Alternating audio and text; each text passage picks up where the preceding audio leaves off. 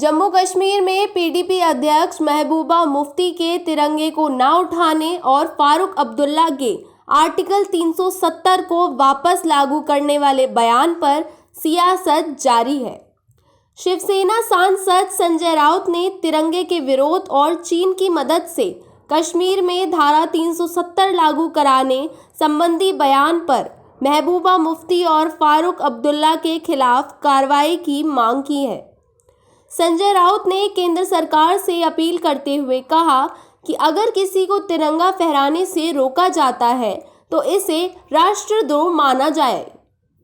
समाचार एजेंसी के मुताबिक शिवसेना नेता संजय राउत ने कहा, अगर महबूबा मुफ्ती, फारूक अब्दुल्ला और अन्य लोग चीन की मदद से कश्मीर में धारा 370 लागू कराना चाहते हैं तो केंद्र सरकार को सख्त कदम उठाने चाहिए।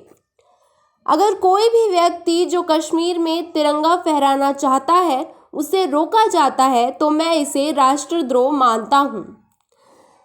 यह पूछे जाने पर कि क्या केंद्र सरकार को यूनिफॉर्म सिविल कोड लागू करना चाहिए, शिवसेना के राज्यसभा सांसद राउत ने कहा कि हमने पहले भी ये कहा है कि देश में यूनिफॉर्म सिविल कोड लागू होना चाहिए।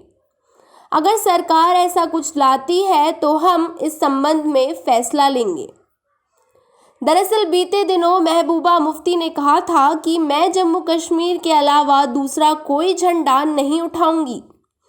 महबूबा मुफ्ती ने कहा कि जिस वक्त हमारा ये झंडा वापस आएगा हम उस झंडे को भी उठा लेंगे, मगर जब तक हमारा अपना झंडा वापस आ नहीं जाता तब तक हम किसी और झंडे को हाथ में नहीं उठाएंगे।